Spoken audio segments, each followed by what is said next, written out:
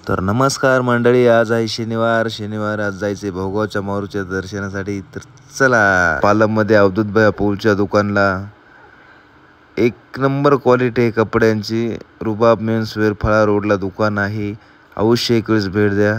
मालक पण खूप वागायला चांगला आहे, 100% कमी जास्त करून देते कपडे, महाग लावत नाही, व्यवस्थित भाव लावतात।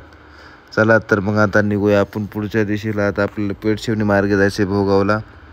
तर पहा, आमचा पालमचा चौक आहे। आता चौकातून घेतलं डाव्या बाजूला लोहा रोडला। चला पुढे आता प्रॉब्लेम एक असा आहे की आमच्या गाडीचा समोरचा ब्रेक तुटलेला आहे। आता ब्रेक टाकायचे, कारण ब्रेक गाडीला महत्त्वाचं आहे। चला तर मग मोतीराम भैया डोकरे यांच्या दुकानाला जाऊ ब्रेक टाकाय। मोतीराम भैयाच्या दुकानला आलो तर काय, तिथं ते ऑटो धुवत होते। आता ठीक आहे म्हणलं, त्यांचं धुणं होऊ द्या। आणि ऑटो मित्राचाच होता, त्याच्यामुळे काय म्हणता बी येईना। आपले संतोष भाऊचा ऑटो होता, धुवून घ्या म्हटलं।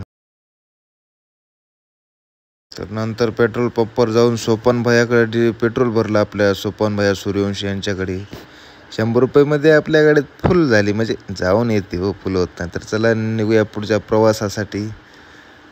तर बघा ना मित्र हो, आता काय पावसाळा असून पाऊस पडत नाही। तर बघा शिवार कसं काळझर दिसते, कसं होईल काय। पाऊस महत्त्वाचा आहे ना, आपल्या चुकीमुळेच पाऊस पडत नाही, म्हणजे आपण झाडं हे वृक्ष तोडायलो त्याच्यामुळे। हे बघा पेठशिवणी आली, आता पेठशिवणीहून इथं डाव्या साईडला जायचं, हे पारवा रोड आहे बघा, त्या पारवा रोडून जायचं समोर पुढे। तर चला मग जाऊयात। हे पहा, फायनली आपण भोगाव पाटीजवळ आलो।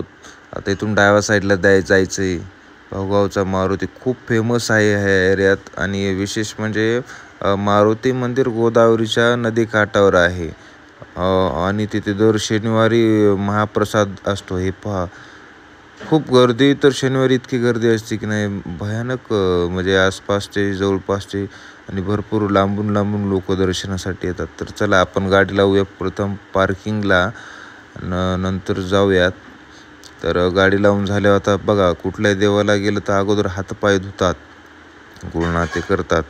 आता ते आम्ही हातपाय वगैरे धुतले आणि थोडा फोटोशूट केला। हे बघा आमचे सहकारी, मग फोटोशूट केल्यावर आता चला म्हणलं आता दर्शन घेऊया। तर मस्त लगे जेवायला वरण चपाती भात होतं। हे पहा मंदिर किती छान आहे बघा, खूपच भव्य दिव्य आहे हो। हे पहा, आलो आता मंदिरात। आता दर्शन जसं एखाद्या हिरेमधलं खराब पाणी उपसल्यानंतर नवं पाणी येते तसं, आणि रक्तदान करायलाच पाहिजे, कारण फायदा आपला